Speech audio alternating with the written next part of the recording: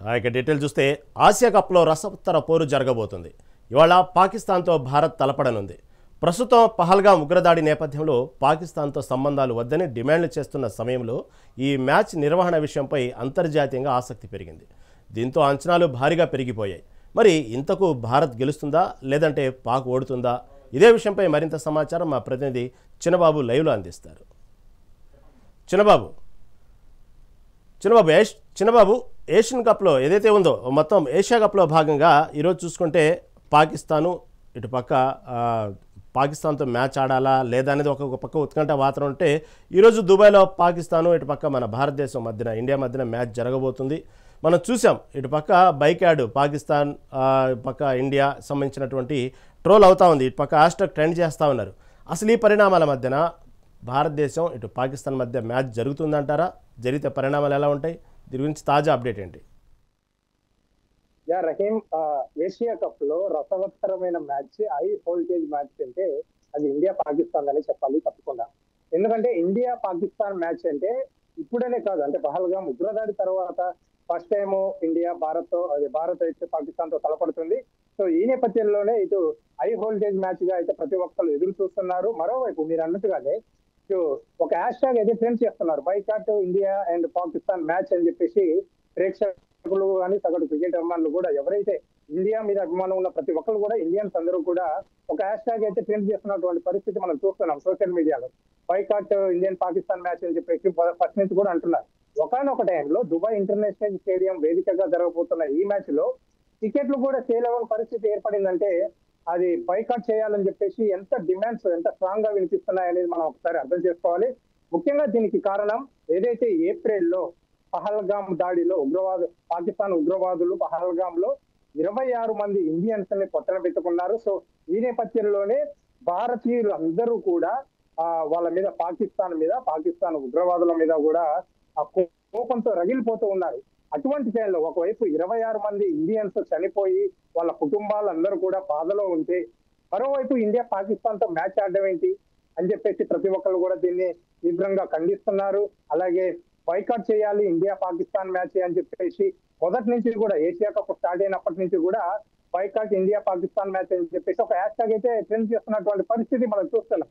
So ఈ నేపథ్యంలోనే అయితే దీనికి తోడు ఇటు సుప్రీంకోర్టులో ఒక పిటిషన్ కూడా దాఖలైంది. ఇమీడియట్లీ గా మ్యాచ్ నిర్వహణపై వెంటనే ఆపేయాలని చెప్పేసి ఒక పిటిషన్ దాఖలైతే ఈ పిటిషన్ మీద ద్విసభ్య ధర్మాసనం అయితే విచారణ చేపట్టింది. దీన్ని అత్యవసరంగా విచారణ చేపట్టి ఎందుకు మ్యాచ్ ఆపాలి అని చెప్పేసి కూడా పిటిషన్ వేసిన వాళ్ళని ప్రశ్నించడం జరిగింది. ఆదివారమే మ్యాచ్ జరుగుతుంది కాబట్టి శుక్రవారం రోజు ఈ తీర్పు అయితే, అంటే దీనిపైన విచారణ అయితే చేపట్టింది సుప్రీంకోర్టు ధర్మాసనం. సో మ్యాచ్ అయితే జరగనివ్వండి, దానివల్ల అంత తొందరగా అత్యవసర విచారణ చేపట్టి మ్యాచ్ ఆపాల్సినంత అవసరం ఏంటి అని చెప్పేసి కూడా ద్విసభ్య ధర్మాసనం అయితే క్వశ్చన్ చేసినటువంటి పరిస్థితులు మనం చూసాం. మరోవైపు బీసీసీఐ కూడా ఇటు సెంట్రల్ గవర్నమెంట్ పర్మిషన్ తీసుకున్న తర్వాతనే ఈ మ్యాచ్ అయితే నిర్వహణకైతే సిద్ధపడింది. ఈ నేపథ్యంలోనే మ్యాచ్ అయితే నిర్వహిస్తుందని చెప్పాలి. అయితే ఓవరాల్ గా మీరు అన్నట్టు పహల్గామ్ ఉగ్రవాది దాడి తర్వాత జరుగుతున్న మ్యాచ్ కాబట్టి ఇండియన్స్ నుంచి సగం మంది నుంచి కూడా వ్యతిరేకత అయితే ఎదురవుతున్న పరిస్థితి. మరోవైపు కొంతమంది క్రికెట్ అభిమానులు అయితే మ్యాచ్ జరిగినా పర్లేదు, జరగాల్సిందే, పాకిస్తాన్ కి మ్యాచ్ లో గ్రౌండ్ లో బుద్ధి చెప్పాలి, గ్రౌండ్ లో దిగాక గ్రౌండ్ లో జరుగుతుంది అసలైన యుద్ధం, దుబాయ్ ఇంటర్నేషనల్ స్టేడియం వేదికగా అయితే ఇప్పుడు యుద్ధం జరగబోతుంది, ఈ యుద్ధంలో ఇండియా గెలవాలి, తగిన బుద్ధి చెప్పాలి పాకిస్తాన్ కి అని చెప్పేసి మరోవైపు క్రికెట్ అభిమానులు, క్రికెట్ ని అభిమానించే వ్యక్తులు కూడా చెబుతున్నటువంటి పరిస్థితి. అయితే మీరు అడిగిన క్వశ్చన్ కి ముఖ్యంగా ఈ రోజు మ్యాచ్ జరుగుతుందా లేదా అంటే మ్యాచ్ తప్పకుండా జరుగుతుంది. ఎందుకంటే మ్యాచ్ అన్ని చూసుకున్న తర్వాతనే, మ్యాచ్ ఏర్పాట్లు నిర్వహణ సంబంధించి అన్ని లోపాలు సరిదిద్దుకున్న తర్వాతనే, అన్ని చూసుకున్న తర్వాతనే మ్యాచ్ పెడతారు కాబట్టి, నిర్వహిస్తారు కాబట్టి వీటన్నిటిని అన్నిటిని దాటుకొని వచ్చిన తర్వాతనే మ్యాచ్ అయితే నిర్వహిస్తున్నారు. సో మన ఇండియా కాలమానం ప్రకారం, భారత్ కాలమానం ప్రకారం ఈ రోజు 8 గంటలకైతే మ్యాచ్ అయితే దుబాయ్ ఇంటర్నేషనల్ స్టేడియం వేదికగా అయితే జరగబోతుంది.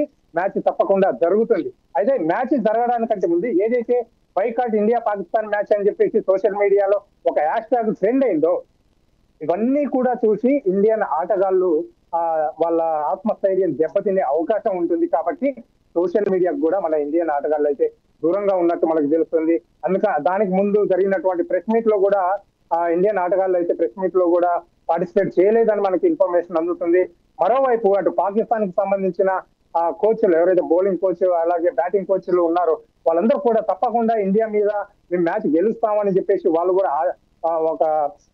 కూడా ఒక పాజిటివ్ ఇంటెన్స్ తో అయితే బరిలోకి దిగుతున్నటువంటి పరిస్థితి మనం చూస్తున్నాం. సో ఓవరాల్ గా చెప్పాలంటే రహీం, తప్పకుండా ఈ రోజు అయితే మ్యాచ్ జరగబోతుంది.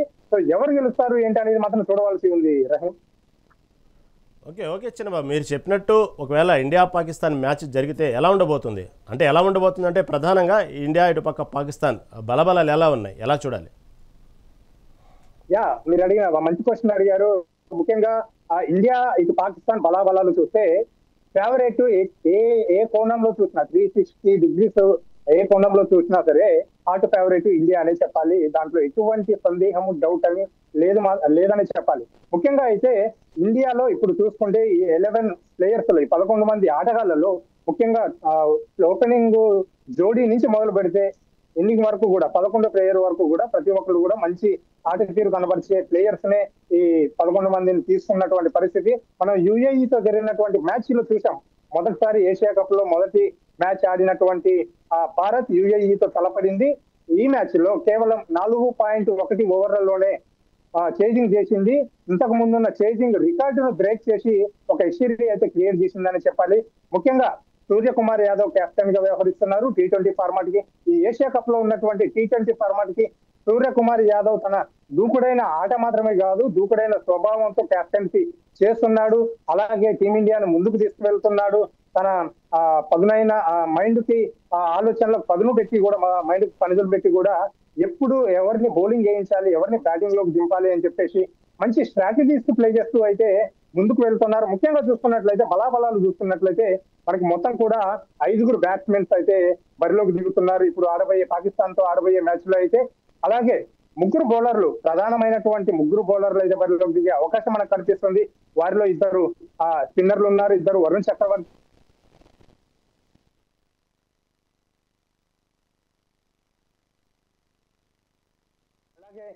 మ్యాచ్ గురించి కూడా మనం చూసాం.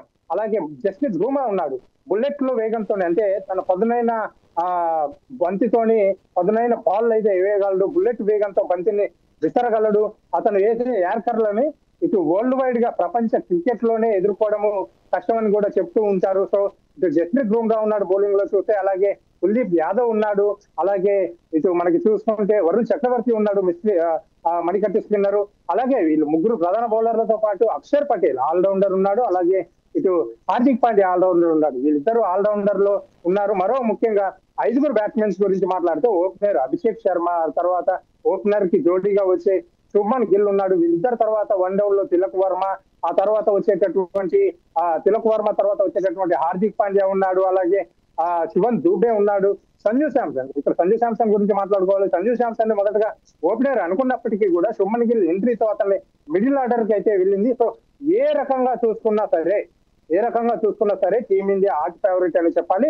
మరోవైపు పాకిస్తాన్ టీం చూసుకుంటే పాకిస్తాన్ టీంలో నిలకడలేమి అనేది క్వశ్చన్ మార్క్ గా మారిందని చెప్పాలి.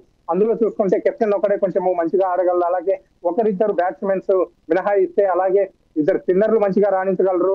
సో 1-2 స్పిన్నర్లు అలాగే 1-3 బ్యాట్స్మెన్స్ మినహాయిస్తే వాళ్ళ టీం కూడా కొంచెం పేలవంగా ఉందని చెప్పాలి. సో ఏదేమైనప్పటికీ కూడా వాళ్ళు కూడా రెట్టింపిన ఉత్సాహంతోనైతే బరిలోకి దిగుతున్నారు. ఇండియా అనగానే ఇటు పాకిస్తాన్ తో ఆట అనగానే ఇండియాకి కూడా ఎనలేని ఉత్సాహం వస్తుంది, ఎలాగైనా గెలవాలి అని చెప్పేసి. సో ఈ నేపథ్యంలోనే ఇరు టీంలు కూడా తలపడుతున్నాయి కాబట్టి హార్ట్ ఫేవరెట్ మాత్రము ఇండియా అనే చెప్పాలి. ఈ పాల్గాం ఉగ్రదాడి తర్వాత మొట్టమొదటిసారిగా తలబడుతున్న ఇండియా పాకిస్తాన్ తలబడుతున్న మ్యాచ్ ఇది. ఉగ్రదాడి తర్వాత ఇలాంటి టైంలో అక్కడ ఉన్నటువంటి భారతదేశం తరపున ఎవరైతే ఆడుతున్నారో ఆ ప్లేయర్స్ ఎవరైతే ఉన్నారో పరిస్థితి ఏంది, మానసిక పరిస్థితి ఏంది అంటే, ఎందుకంటే ఓవర్ ప్రెషర్ ఉన్నది కదా ఈ టైంలో. ఎందుకంటే ఇది దేశానితో పాటు మొన్న జరిగినటువంటి పహల్గాం ఉగ్రదాడికి సంబంధించినటువంటి విషయాలను ముడిపెడుతూ చూస్తున్నటువంటి తరుణంలో ఇటు ప్రపంచవ్యాప్తంగానండి ప్రధానంగా 2 దేశాల మధ్య దీన్ని ముడిపెడుతూ చూస్తున్న అంశం కాబట్టి ఆటగాళ్ళ మీద ఒత్తిడి ఎలా ఉండబోతుంది, దీన్ని ఎలా చూడాలి?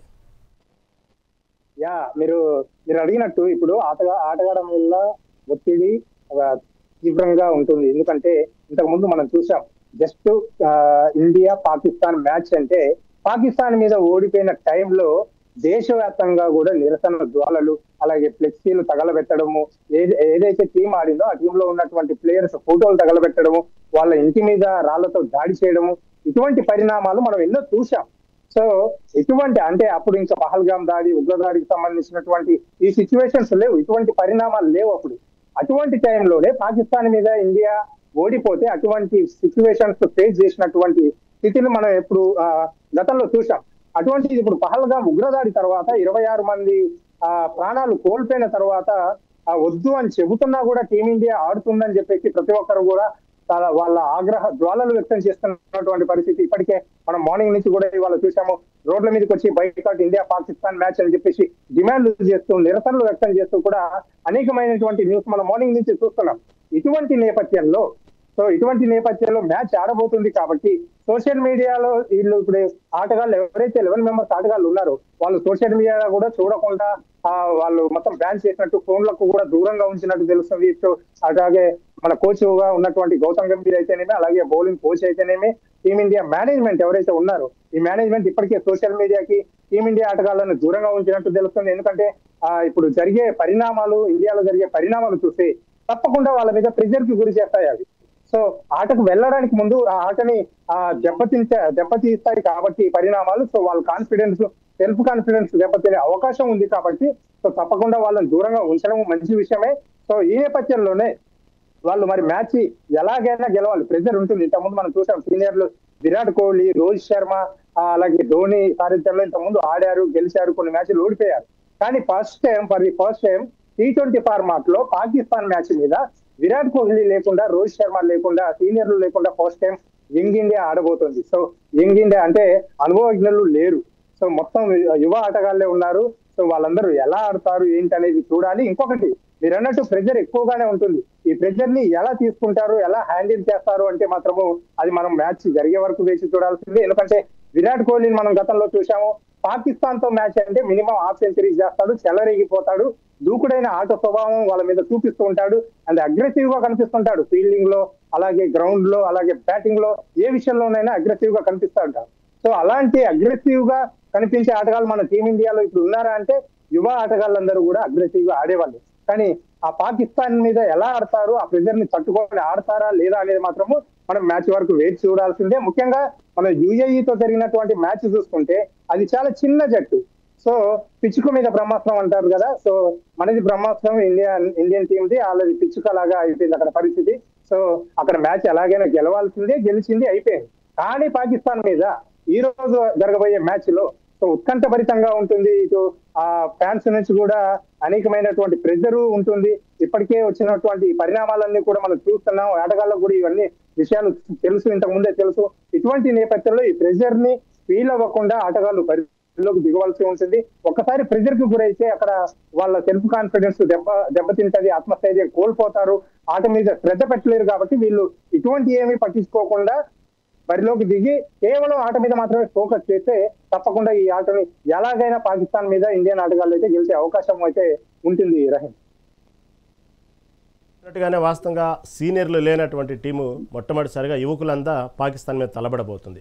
మీరు చెప్పినట్టుగానే నిన్న గెలిచిన పాకిస్తాన్ మ్యాచ్ కూడా పెద్ద మ్యాచ్ ఏం కాదు, వాస్తవంగా పిచ్ మీద బ్రహ్మాస్త్రమే, దాన్ని కూడా ఏదో 30 తిప్పలు పడి గెలిచారు, దాన్ని పక్కన పెడదాం. ఏమైనప్పటికీ కూడా ఇప్పుడు సీనియర్ లేనటువంటి భారత్ పాకిస్తాన్తో తలబడబోతా ఉంది. మనం అనుకున్నట్టుగానే గతంలో ప్రకటించినగానే 11 మంది ప్లేయర్లైనా ఏమైనా మార్పులు చేర్పులు జరిగే అవకాశం ఉందంటారా ఫైనల్గా? Good question Rahim. ఎందుకంటే ఇప్పుడు ప్రతిసారి కూడా మనకి యుఏఈ మీద ఆడబోయే అప్పుడు కూడా ఏషియా కప్ రాగానే అసలు టీం ఏంటి, టీంలో ఎవరెవరు ఉండబోతున్నారు, అనేకమైనటువంటి క్వశ్చన్ మార్క్స్ అయితే ఉన్నాయి, ప్రశ్నలు తలెత్తాయి ఇంతకు ముందు. సో సంజు శాంసన్ ఆడతాడా, గిల్ ఆడతాడా, అలాగే జైస్వాల్ ఉన్నాడు, జైస్వాల్ ఎందుకు ఆడనివ్వట్లేదు, అలాగే శ్రేయస్ అయ్యర్ ఉన్నాడు, శ్రేయస్ అయ్యర్ కూడా ఐపీఎల్ లో మంచి ఫామ్ కనబరిచాడు, శ్రేయస్ అయ్యర్ ని తులసిలోకి ఎందుకు తీసుకోలేదు, ఇవన్నీ కూడా చాలా క్వశ్చన్స్ ఉన్నాయి. సో యుఏఈతో అయితే కొంతమేర అయితే మనకి ఆన్సర్ ఇచ్చారని చెప్పాలి. యుఏఈతో ఆడినటువంటి మ్యాచ్ లో ప్రతి ఒక్కళ్ళు కూడా శుభ్మన్ గిల్ ఎంట్రీతో సంజు శాంసన్ అయితే సైడ్ అయిపోతాడు, అతన్ని తప్పించేస్తారు తప్పకుండా అని చెప్పేసి ప్రతి ఒక్కళ్ళు అనుకున్నారు. సో ఫైనల్ గా టీమ్ లో చూస్తే మాత్రము సూర్యకుమార్ యాదవ్ కెప్టెన్సీలో నడిచినటువంటి యుఏఈతో ఆడినటువంటి టీమ్ లో అయితే ఓపెనర్ గా గిల్ వచ్చాడు, ఆ తర్వాత ఇటు ఆ టీంలో సంజు శాంసన్ కూడా ఉన్నట్టు కూడా జట్టు ప్రకటించారు. అయితే బ్యాటింగ్ మిడిల్ ఆర్డర్ లో అతనికి ఇవ్వాలని అనుకున్నప్పటికీ కూడా యుఏఈతో బ్యాటింగ్ లో అతనికి అవకాశం అయితే రాలేదు. కానీ పాకిస్తాన్ మ్యాచ్ కి వచ్చేసరికి అంటే చాలా మంది ఏమనుకుంటున్నారు అంటే సంజు శాంసన్ మీద కావాలనే వ్యతిరేకత చూపిస్తూ సంజు శాంసన్ ని జట్టులోకి యుఏఈతో ఎలాగో ఆ మ్యాచ్ గెలుస్తుంది, ఓపెనర్లతోనే గెలుస్తుంది, పెద్ద విషయం కాదు, ఆ ప్రెజర్ ఉంది కాబట్టి అభిమానుల నుంచి యుఏఈతో ఆడిపించిన తర్వాత పాకిస్తాన్ మ్యాచ్ అప్పుడు ఆ సంజు శాంసన్ ని తొలగిద్దామని చెప్పేసి అనుకుంటున్నారు, అందుకే యుఏఈతో తీసుకున్నారు అని చెప్పేసి చాలా మంది అభిమానులు కూడా అసంతృప్తి వ్యక్తం చేస్తున్నారు. పాకిస్తాన్ మ్యాచ్ లో సంజు ఉంటాడా లేదా అనే క్వశ్చన్ కూడా తలెత్తుతుంది. సో ఈ టీం ఒకసారి మనం చూసుకుంటే ఈ 11 మంది ప్లేయర్స్ ఎవరెవరు ఉంటారు ఏంటి అనేది ఒకసారి చూసుకుంటే మొత్తం కూడా 5 బ్యాట్స్మెన్స్ అయితే ఉండే అవకాశం ఉంది.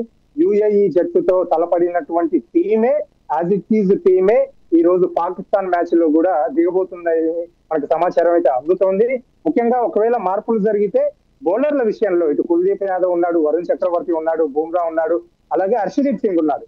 ఈ నలుగురులో 2 ఫేస్ బౌలర్స్ అలాగే 2 స్పిన్నర్లు. సో ఈ నలుగురితో అయితే బరిలోకి దిగే అవకాశం అయితే మనకు కనిపించట్లేదు. ఎందుకంటే ఆల్రెడీ మనకు ఆల్రౌండర్ రూపంలో స్పిన్నర్ రూపంలో ఒకళ్ళు అక్షర్ పటేల్ ఉన్నాడు, అలాగే ఆల్రౌండర్ ఫేస్ బౌలింగ్ అయినటువంటి అలాగే బ్యాటింగ్ చేయగల సామర్థ్యత ఉన్నటువంటి హార్దిక్ పాండ్యా ఉన్నాడు. కాబట్టి ఒక్క ఫేస్ బౌలింగ్ అలాగే దుబాయ్ పిచ్లు స్పిన్ కి అంటే టర్నింగ్ పిచ్చెస్ కాబట్టి ఆ 2 స్పిన్నర్లు మాత్రమే తీసుకునే అవకాశం మనకు కనిపిస్తుంది. అందులో వరుణ్ చక్రవర్తి ఆ మణికట్ స్పిన్నర్ అలాగే ఆ చైనీస్ బౌలర్ అంటారు, ఇతను కుల్దీప్ యాదవ్ ముద్దుగా పిలుస్తూ ఉంటారు.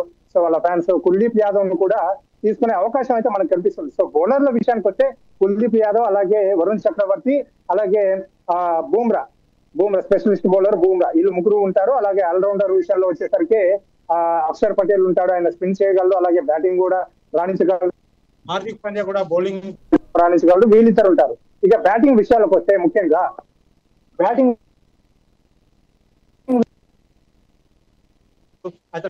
బ్యాట్స్మెన్ ఎప్పుడు కూడా ప్రత్యర్థులకు ముచ్చెమటలు పట్టించడము, ఆ బౌండరీలను బాదడము, స్టాండ్స్ లోకి బంతిని పంపడంలో స్పెషలిస్ట్. ప్రపంచ క్రికెట్ లోనే T20 ఫార్మాట్ లోనే 190+ స్ట్రైక్ రేట్ ఉన్నటువంటి ఆటగాడు ఎవరైనా ఉన్నారా అంటే అది అభిషేక్ శర్మ అనే చెప్పాలి. ఎప్పుడు కూడా మొన్న ఆడినటువంటి మ్యాచ్ లో కూడా కేవలం 15 బాల్స్ ఆడి 30 స్కోరు చేశాడు. ఫస్ట్ బాల్ నే ఏమాత్రము వెనుకు లేకుండా స్టాన్స్ లోకి పంపి 6 తో అయితే తన ఆ ఇన్నింగ్స్ అయితే ఆరంభించినటువంటి పరిస్థితులు మనం చూసాం. సో ఆ డేంజర్ బ్యాట్స్మెన్ గా చెప్పుకుంటారు అభిషేక్ శర్మ. ఐపీఎల్ లో కూడా అనేకమైనటువంటి సెంచరీలు చేశాడు. అలాగే ఓపెనింగ్ స్టార్టింగ్ కెరీర్ లోనే T20 కెరీర్ లోనే సెంచరీ బాదినటువంటి అభిషేక్ శర్మ ఈ రోజు శుభ్మన్ గిల్తో అయితే ఓపెనింగ్ భాగస్వామ్యం అయితే ఓపెనింగ్ జోడీ అయితే వీళ్ళిద్దరు దిగబోతున్నట్టు మనకు తెలుస్తుంది. ఆ తర్వాత వచ్చేటటువంటి బ్యాట్స్మెన్స్ ఎవరైతే ఉన్నారు Tilak Varma, so left hand batsmen తప్పకుండా ఆయన కూడా మంచి ఫామ్ లో ఉన్నాడు. సో ఐపీఎల్ లో కూడా మంచిగా రాణించాడు. సో తిలక్ వర్మ అయితే వన్డౌన్ గా వస్తుంటాడు.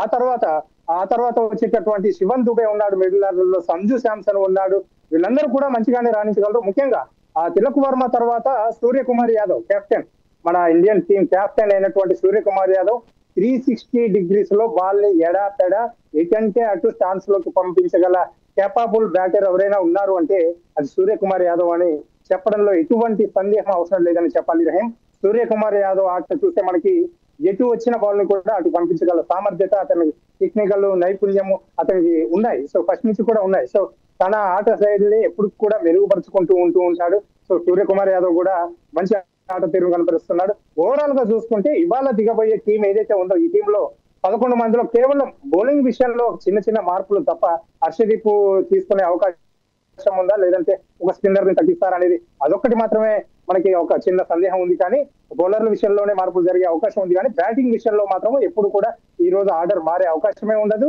అభిషేక్ శర్మ, శుభ్మన్ గిల్, తిలక్ వర్మ, సూర్యకుమార్ యాదవ్, అలాగే మిడిల్ ఆర్డర్ లో శివన్ దుబే, సంజు శాంసన్ వస్తారు.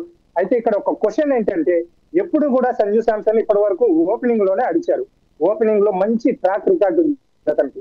మిడిల్ ఆర్డర్ లో ఆడిన ప్రతిసారి కూడా విఫలమయ్యాడు. మరి అటువంటిది టీం మేనేజ్మెంట్ మిడిల్ ఆర్డర్ లో అతనికి సరైన గణాంకాలు లేనప్పటికీ కూడా ఎందుకు మిడిల్ ఆర్డర్ లోనే ప్లేస్ చేసింది అనేది ఒక క్వశ్చన్ మార్క్ గా మారింది. ఒకవేళ మరి మిడిల్ ఆర్డర్ లో సంజు శాంసన్ అతని వరకు బ్యాటింగ్ వస్తుందా, వస్తే తన ఆట తీరుని ఎలా కనబరుస్తాడు, అవకాశాన్ని అందిపుచ్చుకుంటాడా లేదా అంటే మాత్రము ఈ రోజు జరగబోయే మ్యాచ్ వరకు వేచి చూడవలసే ఉంది. చిన్నబాబు, మనం మొదటి నుంచి వింటున్నాం గిల్ వస్తే సంజు శాంసన్కి స్థానం ఉండదని. మళ్ళీ ఒకవేళ సంజు శాంసన్ ఉంటే ఏ ప్లేస్లో దిగవచ్చు, అతనికి ఏ స్థానంలో దిగేటువంటి అవకాశాలు ఉన్నాయి, ఉంటాడా లేదంటే ఏమంటారు? ఇప్పుడు మనం చెప్పుకున్నట్టు సంజు శాంసన్ తప్పకుండా మిడిల్ ఆర్డర్ లోనే దిగే అవకాశం ఉంది. ఎందుకంటే గిల్ వస్తే సంజు శాంసన్ అసలు టీమ్ లోనే ఉండడు అని చెప్పేసి అనుమానాలు వ్యక్తం చేసినటువంటి పరిస్థితులు మనం చూసాం గతంలో. అంటే ఈ యుఏఈ టీం కంటే ముందు, మ్యాచ్ ఆడడానికంటే ముందు. కానీ గిల్ తో పాటు సంజు శాంసన్ కూడా టీమ్ లో ఉన్నాడు అని చెప్పేసి ఫ్యాన్స్ కూడా ఆనందం వ్యక్తం చేసినటువంటి పరిస్థితి చూసాం. అయితే సంజు శాంసన్ కి ఇప్పుడు చెప్పుకున్నట్టు మిడిల్ ఆర్డర్ లో అంత ట్రాక్ రికార్డ్ లేదు. సో ఓపెనింగ్ గానే అతను ఐపీఎల్ లో చూసాం, 1 డౌన్ లో బాగా రాణించగలడు, అలాగే ఓపెనింగ్ లో బాగా రాణించగలడు. So Sanju Samson track record చూస్తే ఆడిన గత 10 మ్యాచ్ల్లో దాదాపు 2-3 సెంచరీలు చేశాడు, 6 సెంచరీలు చేశాడు. సో ఇవన్నీ కూడా చూశాడు. సో ఇవన్నీ కూడా కేవలం ఓపెనింగ్ దిగిన టైంలోనే ఇది రికార్డు ఉంది. సో మరి మిడిల్ ఆర్డర్ లో అంతగా అతని ట్రాక్ రికార్డ్ అయితే అంతగా పేలవంగా ఉంది, అంతగా రికార్డ్స్ ఏమీ లేవు అతని పేరిట. కాబట్టి మరి మిడిల్ ఆర్డర్ లో అతని ఆట తీరు ఎలా ఉంటుంది అనేది వేచి చూడాలి. మరోవైపు ఈ రోజు ఒకవేళ సంజు శాంసన్ కి బ్యాటింగ్ వచ్చి అతను సరైన ఆట తీరు కనబరచుకుంటే తను ముందు మనకి T20 వరల్డ్ కప్ రాబోతుంది. కాబట్టి తన భవిష్యత్తు ప్రశ్నార్థకంగా మారే అవకాశం అయితే ఉందని చెప్పాలి రహీం. ముఖ్యంగా అలాగే ఈ రోజు టాస్ ఎవరు గెలుస్తారు, మరి బ్యాటింగ్ తీసుకుంటారా బౌలింగ్ తీసుకుంటారా అంటే మాత్రము ఆ విషయంలో కూడా సందిగ్ధత నెలకొంది. ఒకవేళ ఇటు దుబాయ్ ఇంటర్నేషనల్ స్టేడియం పిచ్ చూస్తే మనకి ముఖ్యంగా అవన్నీ కూడా టర్నింగ్ పిచెస్ కాబట్టి సో స్పిన్ కి ఎక్కువ సహకరిస్తాయి. కాబట్టి సో మొదటగా బ్యాటింగ్ తీసుకుంటారా బౌలింగ్ తీసుకుంటారా అంటే మాత్రము టాస్ గెలిచిన జట్టు మనం యుఏఈ మీద చూసాము, బౌలింగ్ తీసుకునే అవకాశం కనిపిస్తుంది ఇవాళ కూడా. ఎందుకంటే పిచ్ ఎలా బిహేవ్ చేస్తుంది, పిచ్ ఎలా ఉంది అని దాని స్వభావం ఏంటి తెలియాలి, బాల్ ఎలా టర్న్ అవుతుంది తెలియాలి. అంటే సో ముందుగా వాళ్ళని బ్యాటింగ్ కి దింపితే మనకి ఆ పిచ్ ఎలా బిహేవ్ చేస్తుందో దాన్ని బట్టి నెక్స్ట్ బ్యాటింగ్ వాళ్ళు కూడా దిగుతారు, అలా బౌలింగ్ కూడా వేయగలరు. ఒకవేళ అటు పాకిస్తాన్ గనక టాస్ గెలిచి బ్యాటింగ్ మనకిస్తే మాత్రము మన కాడ విధ్వంసకరమైన బ్యాట్స్మెన్స్ ఉన్నారు. సో స్కోర్ ఇప్పటి వరకు చూసుకుంటే అక్కడ మొత్తం కూడా దాదాపు 90 మ్యాచ్లు ఏమో జరిగాయి so Dubai international stadium pitch లో. సో మరి అక్కడ చూసుకుంటే ఇప్పటి వరకు 150, 154 ఆ మాత్రమే ఉన్నాయి. అంటే యావరేజ్ గా స్కోర్ చూసుకుంటే ఆ మాత్రమే ఉన్నాయి. 200 స్కోర్ వచ్చినాయి కేవలం వేల మీద లెక్క పెట్టుకోవచ్చు. సో అంత స్కోరింగ్ పిచెస్ కూడా కావు కాబట్టి మన కాడనేమో విధ్వంసకరమైన బ్యాట్స్మెన్స్ ఉన్నారు. మరి ఇవాళ ఆ దుబాయ్ ఇంటర్నేషనల్ స్టేడియం లో జరిగే మ్యాచ్ పిచ్ స్వభావాన్ని అర్థం చేసుకొని ఏమైనా రికార్డుని చేంజ్ చేసి అంటే రికార్డ్స్ అన్ని బ్రేక్ చేసి 200+, 250+ ఏమైనా చేయగలుగుతారా?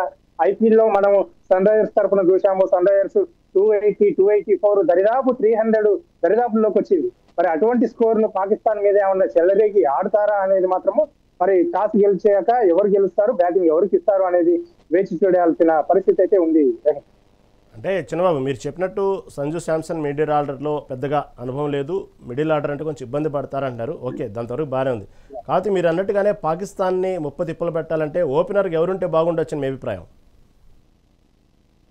ఇప్పుడున్న ఎవరైతే ఓపెనింగ్ జోడీ ఉందో అంటే ముఖ్యంగా శుభ్మన్ గిల్ అయితే ఒక క్లాసీ బ్యాట్స్మెన్. తను ఇంతకుముందు ఇంగ్లాండ్ టెస్ట్ సిరీస్ లో కూడా మంచి శతకాలు బాదాడు, అర్ధ శతకాలు బాదాడు, సెంచరీస్ చేసి మంచి సూపర్ ఫామ్ లో ఉన్నాడు. కెప్టెన్ గా ఫస్ట్ టైం ఇంగ్లాండ్ తో ఆడి అటు సిరీస్ ను డ్రా చేసుకొని కూడా వచ్చినటువంటి పరిస్థితులు మనం చూసాం.